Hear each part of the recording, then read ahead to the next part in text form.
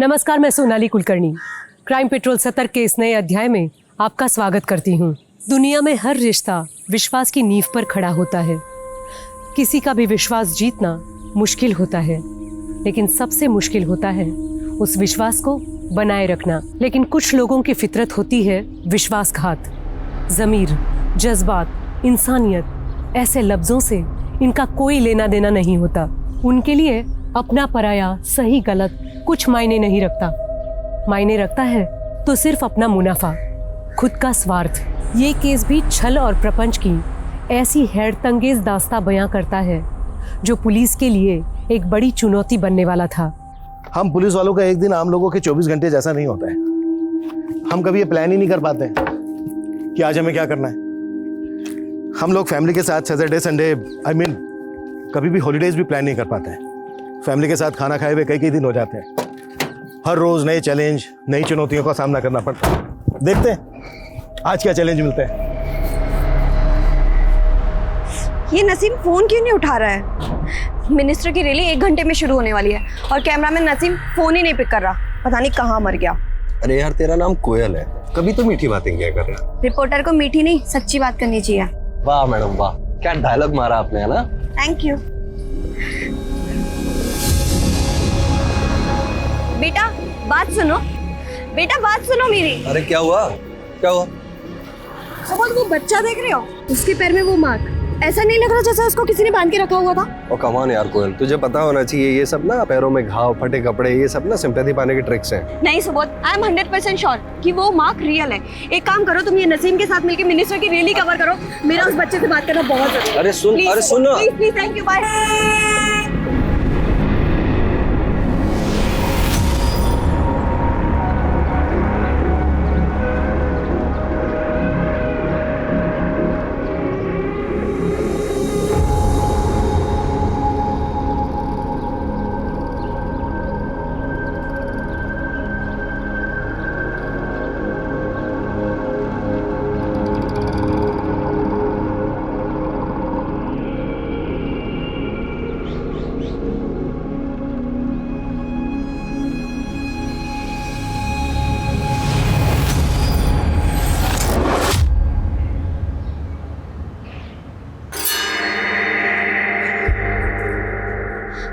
सिद्धू, मुझे तुमसे कुछ बात करनी है।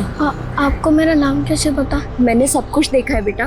मुझे काम है, मुझे जाना है। सिद्धू बात सुनो। सिद्धू, मेरा नाम कोयल है, मैं एक रिपोर्टर हूँ और मैं तुम्हारी मदद करना चाहती हूँ। सिद्धू, तुम्हें अपने घर की, अपनी माँ की याद नहीं आती? आती है ना अपनी माँ की याद? सिद्धू, मुझे अपनी बड़ी बहन की तरह समझो। मैं तुम्हारी मदद करना चाहती हूँ। उसके लिए तुम्हें मुझे सब कुछ सच सच बताना होगा। तुम्हें मेरी मदद करनी होगी। बोलो, करोगे ना तुम मेरी मदद?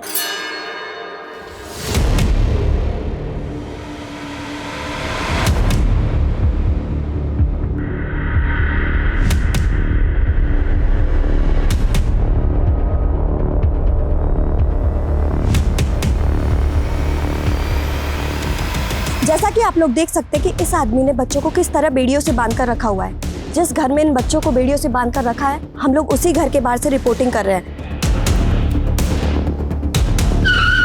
सर अंदर। ठीक है, आप लोग बाहर ही रुकिए।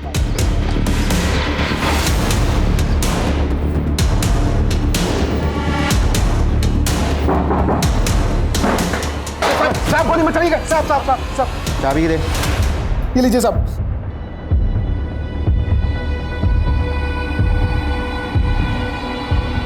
अरे साहब, आपको गलतफहमी हुआ है साहब। अरे मैं तो ननाले बच्चों का केयर टेकर हूँ साहब। बच्चों के जंजीर बांध के ना बड़ी केयर कर रहा था उनकी। ले जाओ।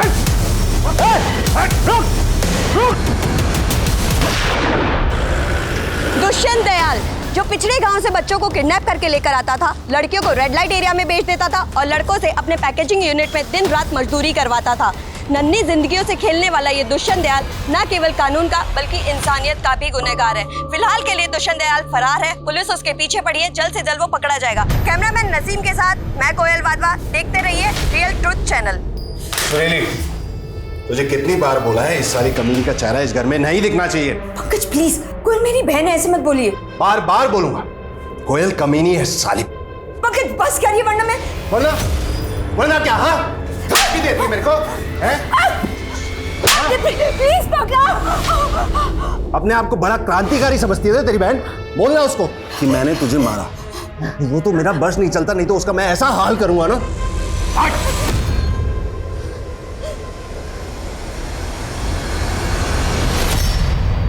मैं एक आम लड़की हूँ और हर आम लड़की की तरह मेरा होना ना होना एक बराबर है। किसी को फर्क नहीं पड़ता, इसीलिए तो 20 महीने लापता होने के बावजूद किसी को फर्क नहीं पड़ा। मैं तो उस कैद से निकल आ गई, लेकिन क्या मैं आजाद हूं? क्या आप आजाद हैं? जो आपका मन करे वो आप कर सकते हैं। आपकी खामोशी ही मेरे सवालों का जवाब है। दरअसल सर चैनल वाले पहले हमारा नाम चुराया और अब हमारे स्पॉन्सर चुरा रहे हैं। सर उस लड़की की कहानी से रातों रात ये नया चैनल बहुत पॉपुलर हो गया है। और हम उस लड़की का पता तक नहीं लगा पाए हैं। सर आई थिंक हमें भी उन्हीं की तरह ग्राउंड रियलिटीज को बयां करने वाली स्टोरीज कवर करनी चाहिए। बिल्कुल सही कहा कोयल साहब ने। हमें ऐसी स्टोरीज चाहिए जो लोगों के दिलों को छू सके। जी सर, जिनमें कंसर्न हो, एक आम आदमी की परेशानी दिखाई दे। हमें किसी भी तरह से असल सच से रेटिंग में आगे निकलना होगा। एंड आई एम श्योर ये काम सिर्फ तुम कर सकती हो। Yes sir, I will.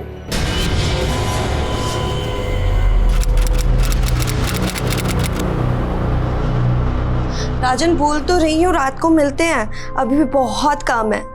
After 11। कोयल यार मंगेतर हो तुम्हारा, थोड़ा टाइम मेरे साथ भी स्पेंड कर ले। हाँ पक्का मिलेंगे। चलो अभी मैं फोन रखती हूँ, लगता है कोई आया है। Okay bye. मैं तो शुरू से ऐसी हूँ। अरे दीदी आप अचानक कैसी हो? मैं अच्छी, तू कैसी है? मैं भी ठीक हूँ। चाय पिएगी बेटा? नहीं माँ। अच्छा तुम दोनों बैठो, मैं तुम्हारे लिए पानी लेके आती हूँ। ठीक है माँ, अच्छा। और बताओ सब ठीक है ना? हाँ एकदम। दीदी ये सब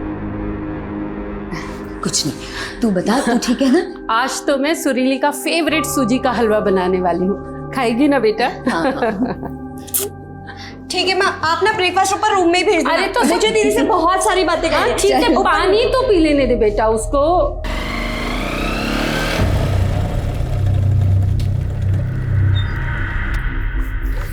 अच्छा दीपक 6 बजे आ जाना लेने। हाँ मुझे बहुत काम है, आप ऑटो को लीजिएगा। हेलमेट पहनो, हेलमेट पहनो, सेफ रहता है।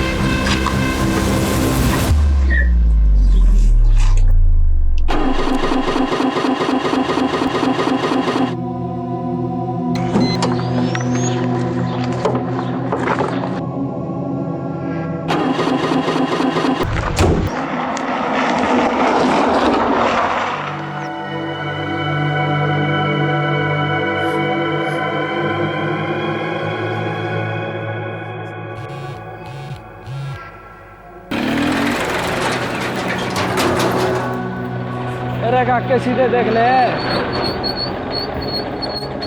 अरे रे रे रे रे, गाड़ी खराब हो गई। चलो कोई बात नहीं, मैं मैकेनिक को फोन कर देता हूँ, वो आके आपकी गाड़ी ठीक कर देगा। आइए आप मेरे साथ बाइक पे बैठिए, मैं छोड़ देता हूँ। कहाँ जाना है? नहीं आप बस मैकेनिक को कॉल कर दीजिए, मैं यहीं वेट करूंगी। आप समझ नहीं रही हैं, आप नहीं जानती कि आपके साथ यहाँ क्या क्या हो सकता है। क्या बोल रही हो?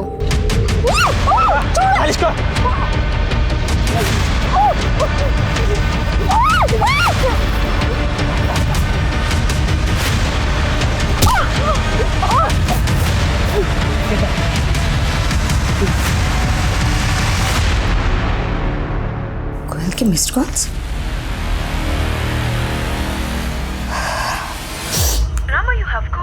currently switched off. Please try again later. Switch off. माँ, हाँ बेटा। माँ कोयल का फोन आया था क्या? नहीं तो क्यों, क्या हुआ? नहीं, उसके मिस्ड कॉल्स थे और अब उसका फोन ही नहीं लग रहा है।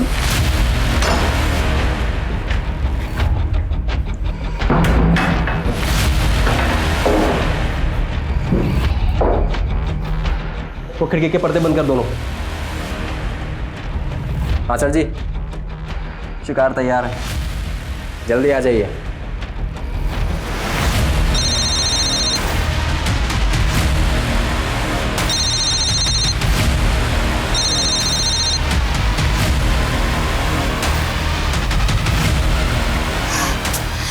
ये सुबोध भी फोन नहीं उठा रहा है माँ। अब क्या करें बेटा? राजन, मैं राजन को फोन लगाती हूँ। हाँ हाँ। दीदी आप टेंशन मत लो, कोयल ने बताया था कि थोड़ी बिजी है, इसलिए हम रात को ही मिलने वाले थे। लेकिन फिर भी मैं एक बार पता लगाता हूँ कि वो कहाँ पे है।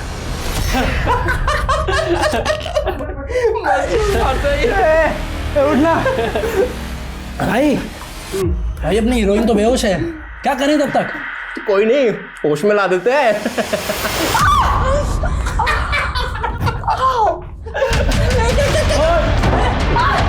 अब आ गया।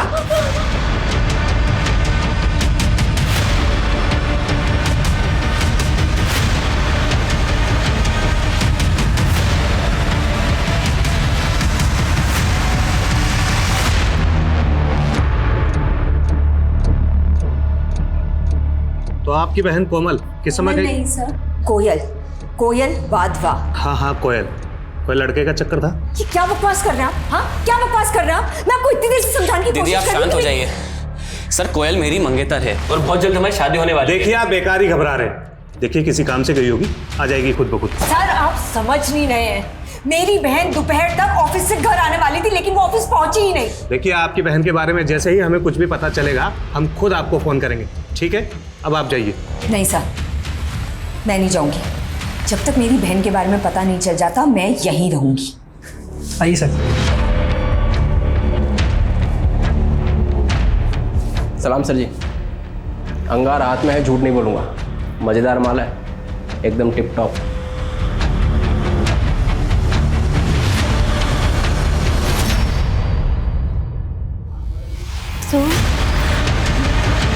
नहीं नहीं नहीं, प्लीज नहीं।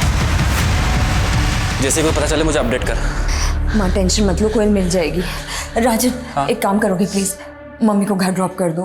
दीदी मैं यहीं रुकता हूँ, आप माँ के साथ चले जाओ। नहीं, मैं यहाँ संभाल लूंगी राजन, बस तुम मम्मी को यहाँ ले जाओ। ठीक है दी, अपना ख्याल रखना।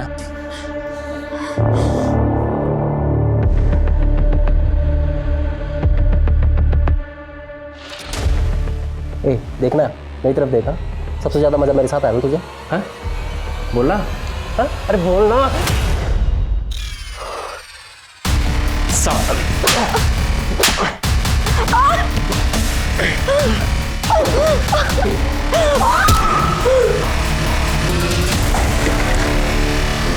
मुझ पे थूकती है?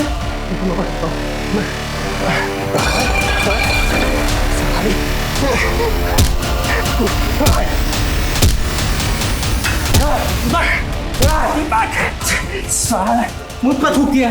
मैं बताता हूँ उसका। दीपक, दीपक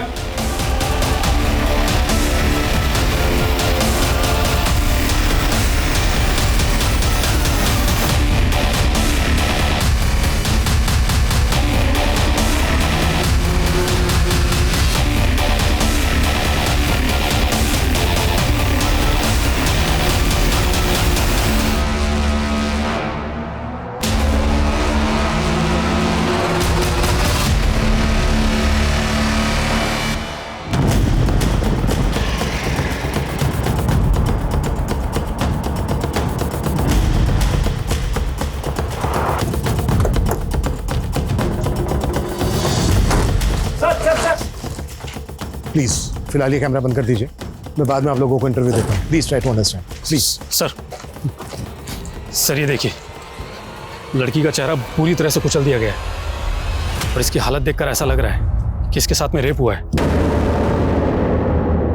इस जगह को देख के ऐसा लगता नहीं है कि ये क्राइम सीन हो। शायद लड़की का रेप और मर्डर कहीं और हुआ है और फिर बॉडी को लाकर यहाँ डंप कर दिया गया। सर ये देखिए, इसके शरीर पर काफी जख्म के निशान है। ऐसा लग रहा है कि इसको बहुत बुरी तरह से टॉर्चर किया गया हो। लड़की की शनाख्त करना बहुत जरूरी है। आसपास पता करो, शायद लड़की को कोई पहचानता हो, और आसपास के थानों में भी चेक करो, शायद कहीं इसकी मिसिंग कंप्लेंट फाइल हुई हो। एक्चुअली सर, कल रात को हमारे थाने में ही रिपोर्ट फाइल हुई थी कोयल वाधवा के नाम से, और आई थिंक ये लड़की वही है। कोयल वाधवा, ये नाम कुछ सुना। कोयल वाधवा वो जर्नलिस्ट? Yes sir. तो ये बात मुझे पहले क्यों नहीं बताई गई? सॉरी सर, मुझे भी अभी पता चला है। कल रात को नरेंद्र ड्यूटी पर था, इसने केस को रफा दफा करने की कोशिश की। Sorry sir. क्या सॉरी? वो मुझे क्या सॉरी? तुम्हारी गलती माफ करने लायक नहीं है, तुम्हारे खिलाफ स्ट्रिक्ट एक्शन लिया जाएगा।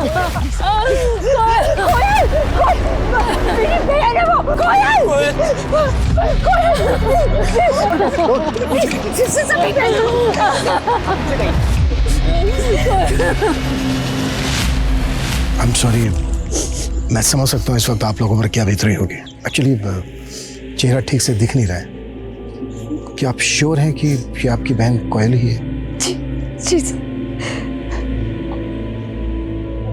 कल सुबह जाते वक्त उसने यही कपड़े पहने हुए थे।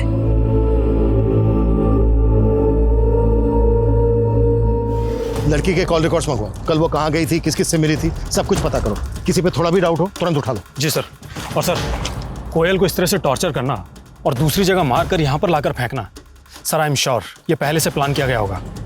शायद मारने वाला लड़की को पहले से जानता था, लड़की के रूटीन से वाकिफ था।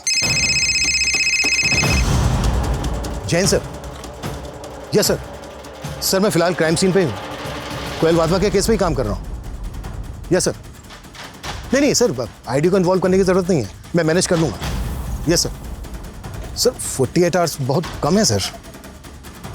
इट्स ओके सर, मैं 48 आवर्स में ही केस को सोल्व करने की कोशिश करूँगा। Yes sir. Jain sir. Rahul, हमारे पास टाइम बहुत कम है सर ने हमें सिर्फ 48 आवर्स दिए हैं। इन 48 आवर्स में ही हमें इस केस को सॉल्व करना है। 2 टीम बनाओ, एक टीम इस एरिया को स्कैन करेगी और हमें फ़ोन पे अपडेट करेगी, और हम कोयल की फैमिली और उसके कलीग से इन्फॉर्मेशन इकट्ठा करेंगे। क्लियर? Yes sir.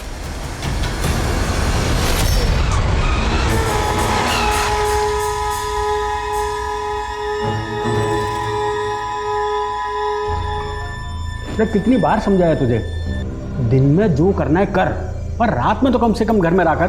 हाँ लेकिन मैं कहीं गया नहीं, और मैं उनको बता के तो गया था मैं आपको। तुमने ये बताया था कि तुम लेट आओगे, ये नहीं बताया था कि रात भर बाहर रहोगे। हाँ मतलब बात तो एक। अरे अब तुम्हारी बकवास बंद करो, जरा टीवी ऑन करो, असल सच वाले शो का टाइम हो गया है। मुझे उग्रवादियों ने अगवा कर लिया। उन्हें शक था कि मैं पुलिस की मुखबिर हूँ, और जब मैं वहां से रिहा हुई तो पुलिस मुझे शक की नज़र से देखने लगी। उन्हें लगता कि उग्रवादियों ने मुझे जासूसी करने के लिए जिंदा छोड़ा है। कई लेबल्स दिए गए थे मुझे, एंटी नेशनल, एंटी सोशियल। ये सब मेरे साथ ही क्यों हुआ? क्या अगर मैं किसी नेता या अमीर बिजनेसमैन की बेटी होती तो क्या ये सब मेरे साथ होता? लेकिन मैं तो एक आम लड़की हूं ना। एक आम लड़की का होना ना होना एक बराबर ही है। आम लड़की के दर्द को जबा देने वाला अगला एपिसोड प्रसारित होगा कल दोपहर 2 बजे असल सच पर।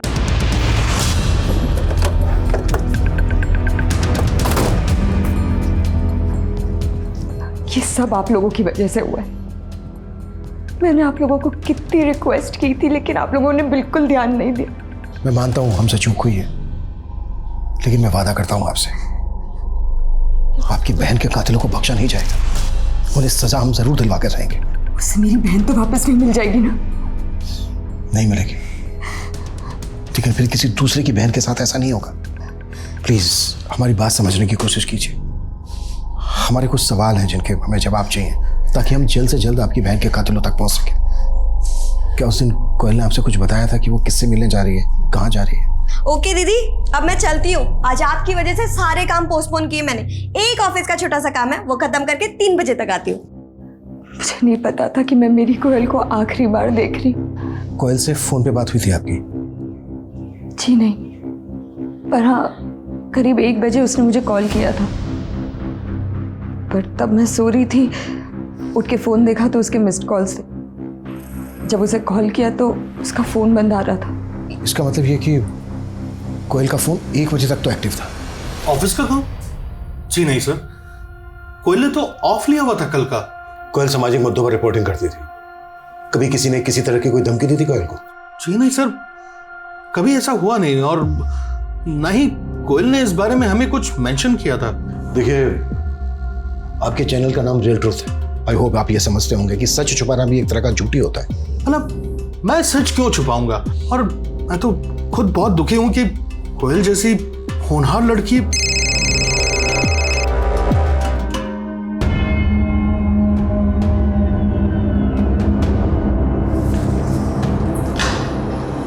कोयल ने पिछले 1 साल में जितने भी मैटर पर रिपोर्टिंग की है, सबके डॉक्यूमेंट इकट्ठे। इन कंपनीज को किसी की जान से ज़्यादा अपनी छवि प्यारी होती है। आई एम श्योर ये जो कोयल का बॉस है रमेश, ये कुछ तो छिपा रहा है हमसे। इसकी भी डिटेल्स निकालो।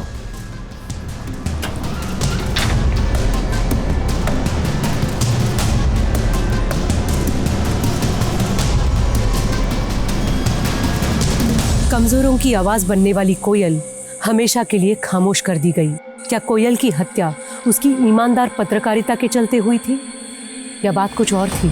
सवाल कई थे, लेकिन इनके जवाब ढूंढने के लिए पुलिस के पास वक्त बहुत कम था। अब तक की इन्वेस्टिगेशन से पुलिस ने यही अनुमान लगाया था कि कोयल की मौत एक सोची समझी साजिश के तहत थी, लेकिन अब दावे के साथ कुछ भी कहना मुश्किल था। कोयल की प्रिलिमिनरी रिपोर्ट इस केस को एक ठोस दिशा दे सकती थी, और आखिरकार काफी इंतजार करने के बाद वो रिपोर्ट पुलिस के हाथ लगी। सर 2 से 3 सीमेंट ट्रेसेस मिले। सर कोयल के साथ 2 से ज़्यादा लोगों ने रेप किया था। टोटल 7 हड्डियाँ टूटी थी। सर बड़ी बेरहमी से पीटा गया था कोयल को। ऐसा लग रहा है जैसे कोई कोयल को सिर्फ मारना नहीं चाहता था, कोई पॉइंट प्रूव करना चाहता था। जैसे सालों की नफरत रही हो कोयल के साथ किसी की, पर ऐसी दुश्मनी किसकी हो सकती है? सर,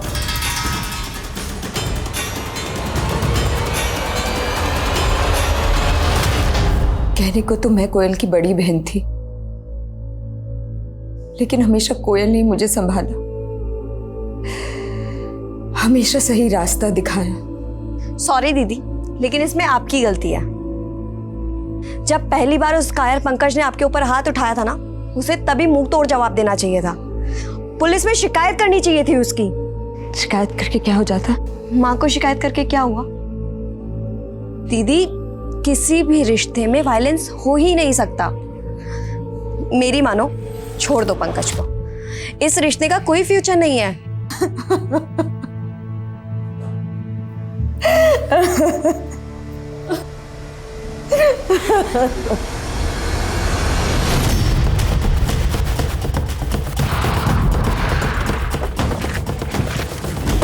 सर, ये रही कोमल की कार। पेट्रोलिंग टीम ने इसको स्पॉट किया था। ये इसे ढकी हुई थी। मैंने इसको चेक किया, गाड़ी खराब है।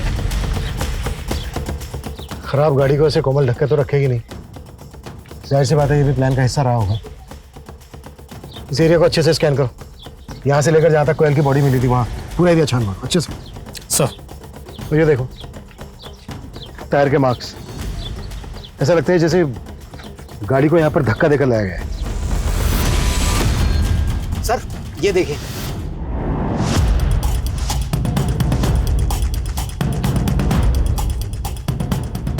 इसका मतलब ये है कि कोयल को यहाँ से किडनैप किया गया। सर इस एरिया को देखकर लगता तो नहीं है कि यहाँ पर कोई सीसीटीवी कैमरा होगा। भले ही ना हो, यहाँ आसपास जितने लोग भी रहते हैं, यहाँ से रेगुलर गुजरते हैं, सबसे पूछताछ करो। फोटो दिखाओ कोयल की, किसने कुछ ना कुछ जरूर देखा होगा। जी सर। और सर कोयल की बॉडी जिस जगह पर हमें मिली थी वो यहाँ से करीब 5 किलोमीटर ही दूर है। यहाँ पर ऐसे कोई साइन नहीं मिले हैं जिससे ये लगे कि कोयल का यहाँ पर रेप और मर्डर हुआ है। और जहाँ पर कोयल की हमें बॉडी मिली थी वहाँ पर भी इस तरह के कोई साइन नहीं थे। इसका मतलब ये है कि कोयल को यहाँ से किडनैप करके किसी तीसरी जगह पर ले जाया गया है, और वो जगह भी यहीं कहीं आसपास ही होनी चाहिए। सर क्यों ना इस कार को फॉरेंसिक के लिए भेज दें।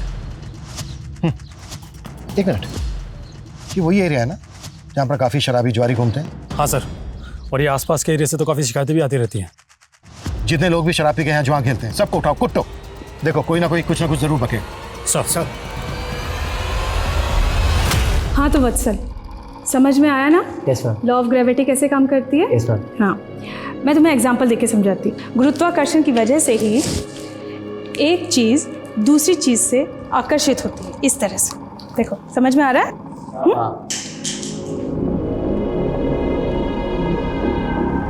वत्सल, ध्यान कहाँ है तुम्हारा? नहीं, मैं क्या मैं अपने पढ़ाई पे ध्यान दो। सर कोयल के ऑफिस से पता चला है कि असल सच चैनल और रियल ट्रू चैनल्स के बीच में राइट्स को लेकर झगड़ा चल रहा था। लेकिन सर अजीब बात यह है कि कोयल की मौत से एक दिन पहले दोनों चैनल्स के बीच में समझौता हो गया था। ये इत्तेफाक नहीं हो सकता। कोयल के किसी कलीग से बात हुई तुम्हारी? सर कोयल का एक कलीग है सुबोध, जो कि रिपोर्टर है और उसने आज ही असल सच चैनल ज्वाइन किया है। ऐसे अपॉइंटमेंट रातों रात नहीं होते। रेजिग्नेशन देने से 1 महीना पहले नोटिस देना होता है, एक प्रोसीजर होता है। लेकिन सर सुबोध के केस में ऐसा कुछ भी नहीं है और रियल ट्रू चैनल के ऑनर रोमेश ने भी इस पर कोई ऑब्जेक्शन नहीं लिया। और सर असल सच चैनल ने रियल ट्रू चैनल को 20 लाख रुपए दिए हैं। देखिए इंस्पेक्टर साहब, ये हम दोनों चैनल्स का इंटरनल मामला है। अगर आप दखल ना दें तो बेहतर होगा। एक लड़की की जान गई है, जो भी रियल ट्रूथ है बता दे, नहीं तो कल को तेरे ही चैनल पे ब्रेकिंग न्यूज में आएगा कि पुलिस वालों ने एक चैनल के मालिक को उसके स्टाफ के सामने कुत्तों की तरह कुटा है। चॉइस दे रहा हूं तुझे, सोच ले। देखिए सर, दरअसल हमारा चैनल 1 साल पहले नंबर 1 पर था। ये असल सच सिर्फ 3 हफ्ते पहले लॉन्च हुआ है सर, जिस पर दीप्ति नाम की लड़की अपनी आप बीती सुनाती है सर। और उसके बाद असल सच ने हमें ओवरटेक कर लिया सर। ये दीप्ति कौन है? सर 2 साल पहले दीप्ति नाम की लड़की का अपहरण हुआ था। किसी आतंकवादी संगठन ने उसका अपहरण किया था। किसी तरह से वो वहां से बचकर भाग निकली। उसके बाद पुलिस ने उसे टॉर्चर किया और अब वही दीप्ति अपनी कहानी असल सच पर सुनाती है सर। और लोग पार्टी भर भर कर आंसू बहाते हैं सर।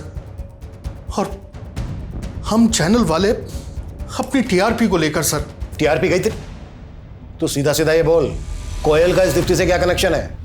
कोयल को शक था कि असल सच वालों ने दीप्ति को कैद कर रखा है और तभी से वो इस केस के पीछे लगी हुई थी सर। तेरे कहने का मतलब यह है कि कोयल दीप्ति के केस को इन्वेस्टिगेट कर रही थी? जी सर। सर अगर आपको यकीन ना हो तो आप हमारे कैमरामैन नसीम से पूछ लीजिए। जी सर, मैं सुबोध और कोयल ये पता लगाने की कोशिश कर रहे थे कि आखिर दीप्ति रहती कहाँ। इसलिए हमने असल सच के जो रिपोर्टर है सुधीर जी, उनको फॉलो किया और एक दिन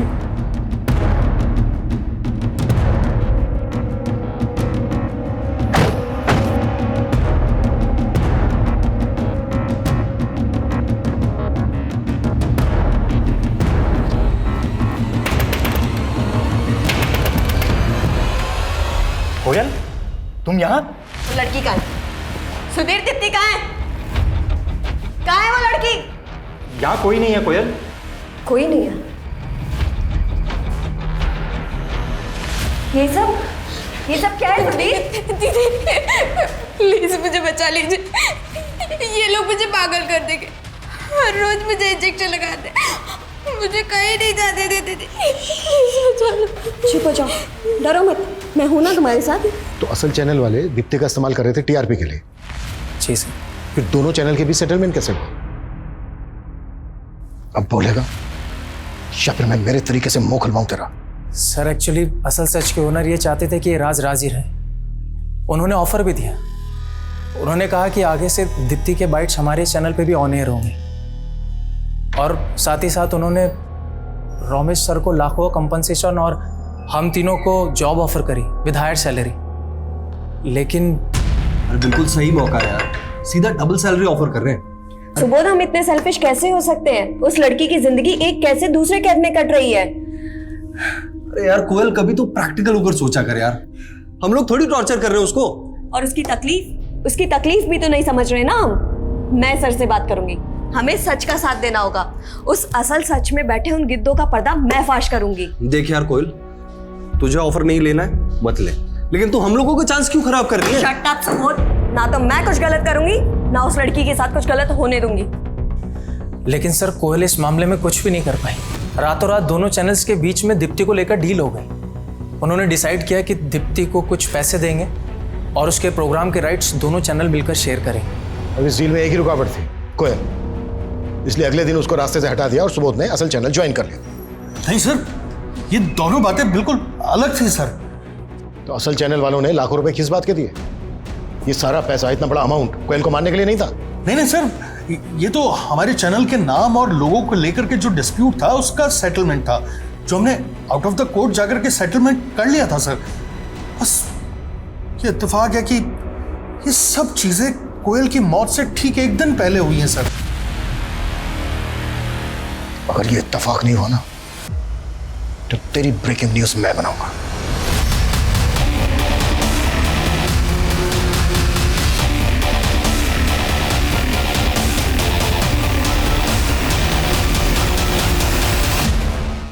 सर कोयल की मौत से मेरा कोई लेना देना नहीं है सर। सर मैंने बस अपना फायदा देखा और चैनल बदल लिया। लेकिन कोयल दीप्ति की सच्चाई सामने लाना चाहती थी, इसलिए तूने उसे मार दिया। सर मैंने ऐसा कुछ नहीं किया है सर। सर ये डील 2 चैनल्स के बीच में हुई थी और सर कोयल चाहकर भी उन लोगों को कुछ नहीं बिगाड़ सकती थी। और सबसे बड़ी बात सर, हमें उससे कोई खतरा था ही नहीं, तो हम ऐसा क्यों करेंगे सर? लड़की दीप्ति कहाँ है?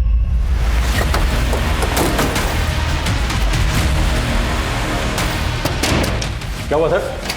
मुकेश, अरे गाड़ी से। सर सुनिए सर, अरे सर आप सुनिए सर, मेरी बात तो सुनिए सर, आप गलत समझ रहे।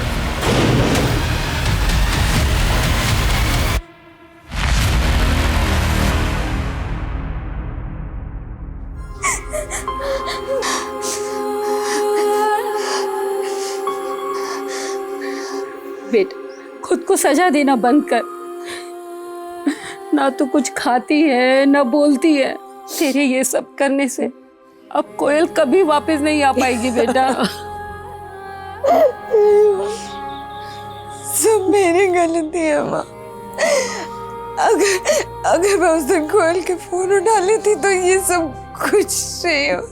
तेरी कोई गलती नहीं है और तेरा कोई दोष नहीं है इसमें। नहीं माँ नहीं, ये सब मेरा कसूर है माँ, ये सब मेरा कसूर है। नहीं बेटा, ये सब मेरा कसूर है। अब डरने की जरूरत नहीं है। हमारे यहाँ ना एक क्राइम सिर्फ तब तक याद रहता है जब तक दूसरा क्राइम नहीं हो जाता है, और हमारे यहाँ दिन में 10 क्राइम होते हैं। तो पुलिस वाले कहाँ कहाँ भागते फिरेंगे। रुक, मैं तेरे को कॉल करता हूँ। क्या बातें हो रही हैं? कुछ नहीं, बस ऐसे ही। आई एम सॉरी, प्लीज़ कल आइए ना।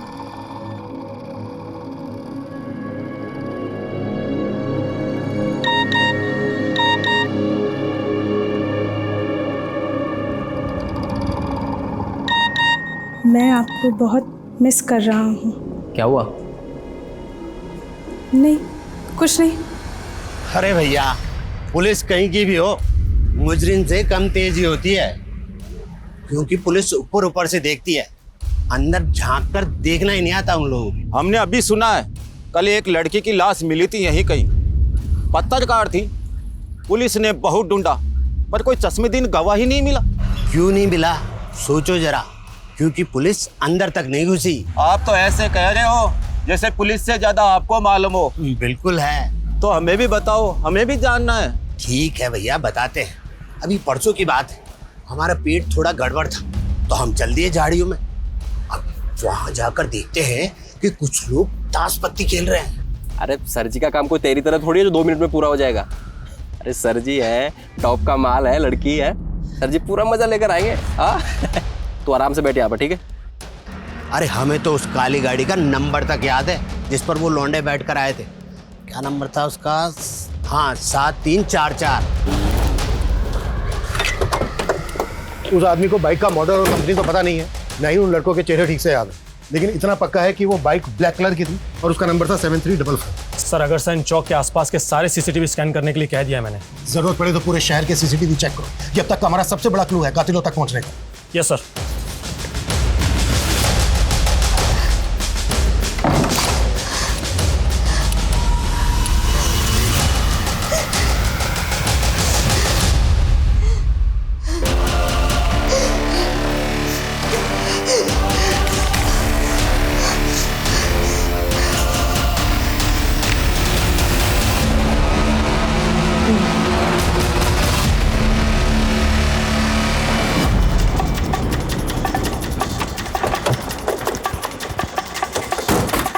हटो, चलिए पीछे हटिए, पीछे हटिए, पीछे हटिए, पीछे हटिए।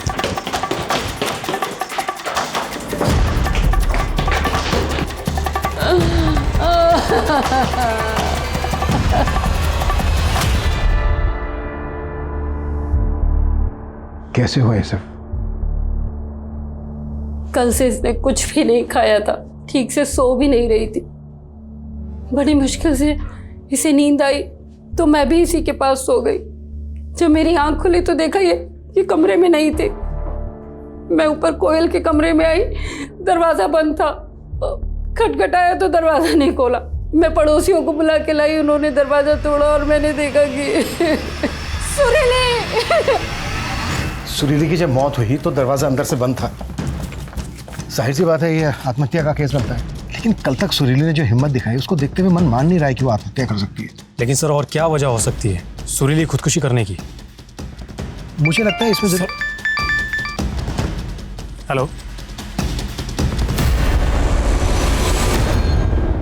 एक माँ 30 घंटों के भीतर अपने दोनों औलाद खो चुकी थी।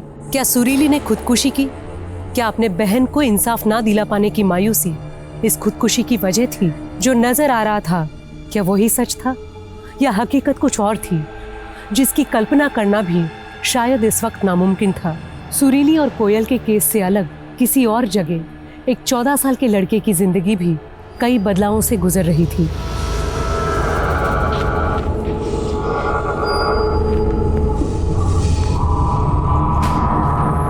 वत्सल, तुम हमारे कमरे में क्या कर रहे हो? नहीं मैम, मैं तो बस अपना फोन लेने आया। अभी मैं चलता हूँ बहुत लेट हो, ठीक है? वत्सल 7344।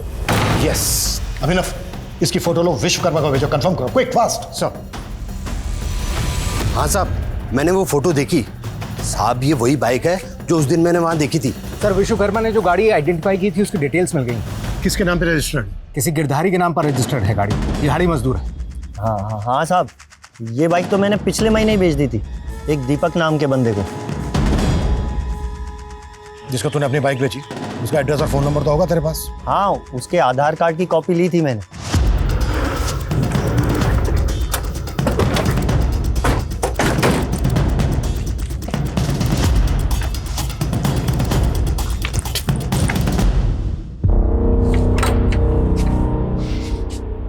आसपास पता करो।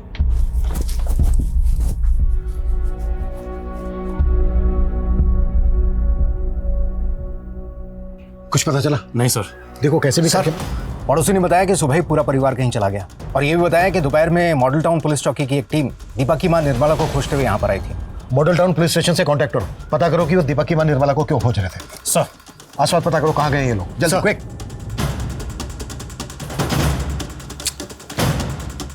कुछ तो चूक रहा है हमसे, कोई तो ऐसा एंगल है जिसको हम मिस कर रहे हैं। माँ, पानी। मैं देखता हूँ।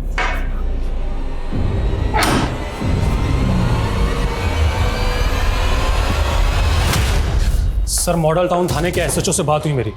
सर, उनका कहना है कि वत्सल नाम के लड़के ने खुदकुशी कर ली है। सर, दीपक की मां निर्मला वत्सल की ट्यूशन टीचर थी, और सर खुदकुशी करने से एक रात पहले वत्सल ने निर्मला के नंबर पर 51,000 रुपए ट्रांसफर किए थे। कोई ऐसा सोच भी नहीं सकता था कि निर्मला और वत्सल के केस में ऐसा कोई कनेक्शन निकलेगा, लेकिन अभी भी पूरी बात समझ में नहीं आ रही है। राहुल, एक काम करो, निर्मला का नंबर जिस यूपीआई से लिंक है उस अकाउंट को ट्रैक करो। आई एम श्योर निर्मला पैसे निकालने की कोशिश जरूर करेगी। जी सर।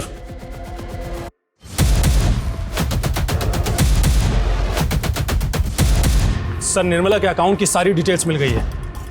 सर, जो पैसा वत्सल के अकाउंट से निर्मला को ट्रांसफर हुआ था वो निर्मला के अकाउंट से किसी विशाल नाम के लड़के को पैसा ट्रांसफर हुआ, और विशाल के अकाउंट से किसी सुरेश को, और आज फिर सुबह किसी सुरेंद्र के अकाउंट में पैसा ट्रांसफर हुआ है सर। और इस सुरेंद्र ने कीर्ति नगर से आज कैश विड्रॉ किया है। उठा सुरेंद्र। Yes sir. सर, मेरा किसी के मर्डर या सुसाइड में हाथ नहीं है। मैं एक रियल एस्टेट ब्रोकर हूँ। एक पति पत्नी का जोड़ा आया था आज सुबह घर देखने के लिए। उन्हें अर्जेंट में एक घर चाहिए था, लेकिन उनके पास एडवांस देने के लिए कैश नहीं था, इसलिए उन्होंने बोला कि वो यूपीआई कर देंगे। बस मैंने तो वही पैसे निकाले थे। उन्हें घर कहाँ दिलाया था तूने? अभी तक सर घर तो नहीं दिलाया उसे, लेकिन पास में एक होटल में रहने के लिए जगह दिलवा दी थी।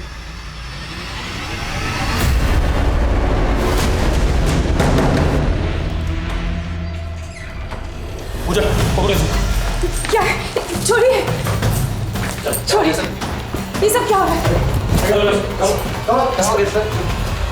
चलो हो जाओ शुरू।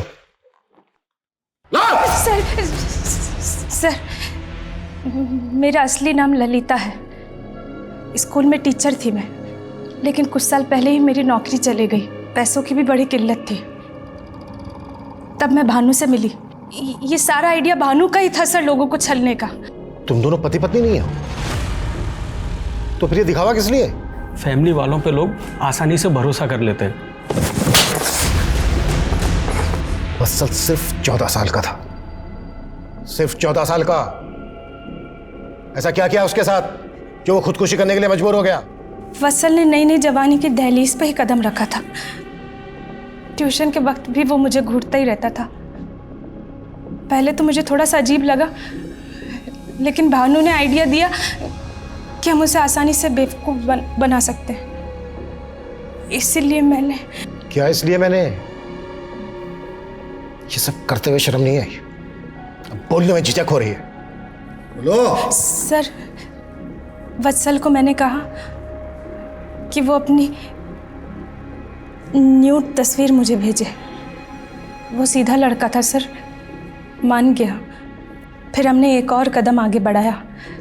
मैंने वत्सल को कहा कि वो अपने माँ बाप के कमरे में एक कैमरा लगा दे और उनका वीडियो भी रिकॉर्ड करे। वत्सल ने वैसा ही किया और फंस गया। हमने उसे ब्लैकमेल करना शुरू कर दिया। तुम लोगों का लालच इस हद तक बढ़ गया कि 14 साल के बच्चे ने तुम लोगों के लालच में आके खुदकुशी की। अभी बोलो, कोयल के साथ क्या दुश्मनी थी तुम लोगों के? मेरा असली नाम मयूर है और मैं सोशल मीडिया पर शिकार ढूंढता था। नई नई लड़कियों को फ्रेंड रिक्वेस्ट भेजता था, उनसे चैट करता था और उनसे बातें किया करता था घंटों। और जो इमोशनली डिस्टर्ब होती थी उनको अपने प्यार में फंसाता था।